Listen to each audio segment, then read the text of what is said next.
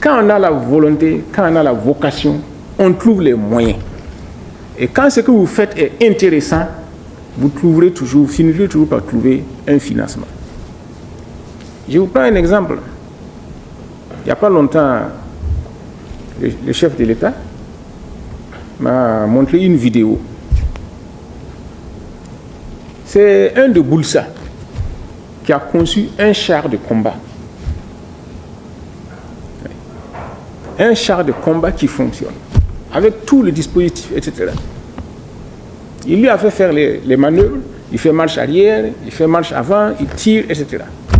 Un paysan de Boulsa, un VTP, il a eu besoin de quels moyens? Parce que ça l'intéressait. Donc le chef de l'État s'est proposé de l'encadrer pour voir jusqu'où il peut aller avec le résultat de ses recherches. Voilà un exemple typique. L'an passé, avec le ministre, nous avons visité au CIAO l'exposition du FIXT. Un monsieur, un soudeur, qui a conçu une voiture électrique. Climatisée, je vous dis. Il a conduit de Bagré jusqu'à Ouagadougou pour montrer que ça marche. Je lui ai demandé quel niveau tu as. Il a dit que lui, il a fait la 3e. Ce monsieur a fait quelle recherche? Il y a un de chez moi qui a conçu une charrue qui marche avec du carburant. Au lieu que ce soit à traction asine, la charrue est, si on peut dire, automatique. Vous mettez de l'essence et puis ça marche. On n'a plus besoin de traction asine. Donc, on a besoin que nos chercheurs se saisissent de ces occasions-là pour les perfectionner, les adapter à notre système et au besoin créer une industrie naissante avec laquelle nous pourrons conquérir le monde. Ce qui fait que nous retenons des noms dans l'histoire, c'est le résultat et la concrétisation de leurs recherches. C'est surtout ça. Donc, moi je pense qu'on doit se poser les vraies questions et puis voir comment nous pouvons vraiment progresser. Et il y a beaucoup de chercheurs au Burkina. En matière agricole, les résultats sont concrets. Voilà. On a vu ça à Bagré, etc. On a vu les plants de cacao, de café, les sélections de semences, etc. Ça devrait pouvoir être ainsi dans tous les domaines. Qu'on arrête de dire on manque de financement. Les financements, ça joue un rôle, surtout dans certains domaines, en santé, dans le domaine industriel, etc. Mais ce n'est pas l'essentiel. C'est la volonté d'abord. Si vous avez la volonté là, vous allez trouver un chemin. C'est la volonté. Voilà. Donc, il faudrait que nos chercheurs soient des chercheurs par vocation et non des chercheurs par carriérisme. Et il ne faudrait pas que cette structure que nous mettons en place aujourd'hui soit juste une structure en plus, mais une structure qui va révolutionner le milieu de la recherche et qui va propulser la recherche du Burkina Faso au-delà de nos frontières. Cela m'amène à aborder un autre sujet. Le Burkina Faso s'enorgueillit d'avoir été à l'origine de la création du CAMES, notamment à travers le professeur Joseph Kizerbo, qui actuellement donne les accréditations et les évaluations en matière d'enseignement supérieur. Ce qui est une bonne chose. Mais nous devons procéder à une remise en cause fondamentale de nos méthodes si nous voulons chaque fois avancer. Ces derniers temps, il y a eu beaucoup de critiques concernant le CAMES. Je pense que vous tous, vous en avez entendu parler.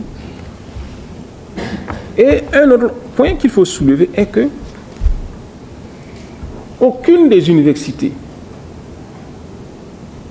qui procèdent par la méthode du CAMES n'est cotée parmi les universités les plus avancées dans le monde. Aucune. Pourquoi? On doit se poser des questions. Est-ce la méthode ou bien est-ce que c'est quoi? Or, le résultat de la recherche dans une université, c'est d'impacter la société. C'est l'impact social du chercheur qui compte.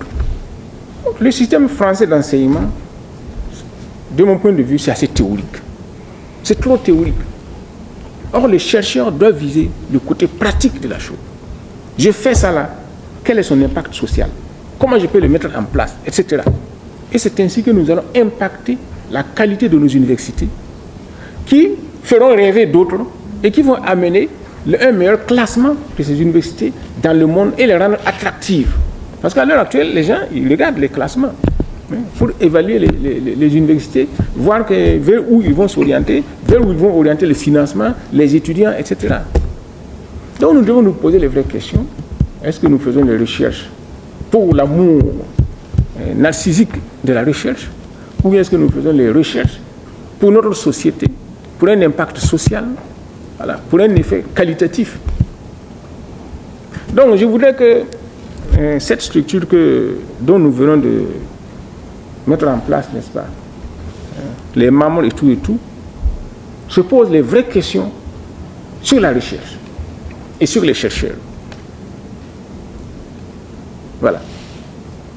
On ne vient pas à la recherche parce qu'on veut s'enrichir ou bien parce qu'on veut une promotion. Non. On vient à la recherche par vocation.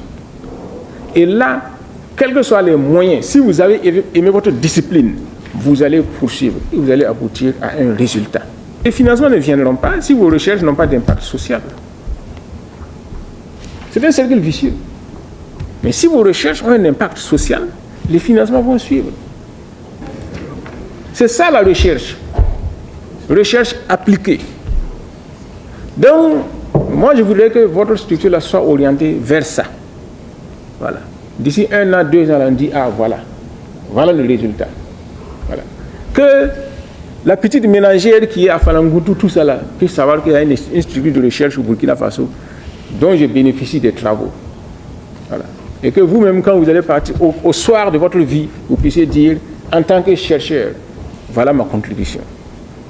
Même si on ne vous reconnaît pas de votre vivant, même après vous, on pourra vous reconnaître. Et c'est ça qui compte, la place dans l'histoire. Chacun doit viser ça. Quelle sera ma place dans l'histoire? C'est ça qui doit être l'idéal du chercheur. Sinon, on ne devient pas chercheur. Et enfin, pour terminer, le ministre a soulevé un point très important en disant que la recherche doit viser des priorités. C'est une question de priorité. Actuellement, quelles sont les priorités au Burkina Faso? C'est la sécurité, c'est la refondation, c'est le développement. Et sur ces 3 points, bon, on ne semble pas trop sentir la recherche. Quand vous allez à la présidence du Faso, là, vous voyez, n'est-ce pas, un char androgène, atypique, qui est posé là-bas. C'est fabriqué par un artisan burkinabé. Voilà. C'est un artisan burkinabé qui est venu pour faire sa proposition. Le chef de l'État lui a dit, ben, fais, on va voir, et voilà. C'est devenu performant. Tout comme on a des artisans qui fabriquent des fusils mitrailleurs qui sont déjà en utilisation dans l'armée. Voilà. Voilà ce que nous attendons des recherches. Voilà. Et comme je vous ai parlé de ce VDP de Boulsa qui a fabriqué un char, et que ça ressemble au char T-34 russe là. Quand vous le voyez, mais c'est pas possible. C'est ça l'impact, n'est-ce pas, d'une recherche, n'est-ce pas, et que nous recherchons. Là, au niveau de la refondation, par exemple, ça fait depuis longtemps que nous parlons de refondation. Nous n'avons pas encore vu des propositions venant de nos chercheurs à propos de la refondation. On a fait plusieurs constitutions au Burkina Faso ici sans aucune recherche. On prend la constitution française, on applique à la constitution burkinabé. Comme si on n'avait pas d'enseignants-chercheurs en droit. Voilà le problème. Ça fait depuis longtemps que nous parlons de réécrire notre constitution en fonction de notre histoire, de notre culture et de notre espace juridique. Jusque-là, on n'a pas vu de chercheur qui est venu nous proposer. Voilà moi comment je conçois, comment on pourrait refaire notre constitution. Voilà comment moi je conçois la refondation de notre société. Pourtant, on a des enseignants-chercheurs en droit, mais qui ne font que reproduire. Les derniers ouvrages que j'ai lus, c'est la reproduction systématique de la conception française du droit. Loi constitutionnelle, loi de ceci, etc. Aucune innovation. Nous parlons de refondation depuis longtemps. Les gens, ils continuent, n'est-ce pas, de faire leur carriérisme académique, selon leur propre logique, c'est-à-dire détacher des réalités de notre société. C'est ça que nous attendons de nos chercheurs.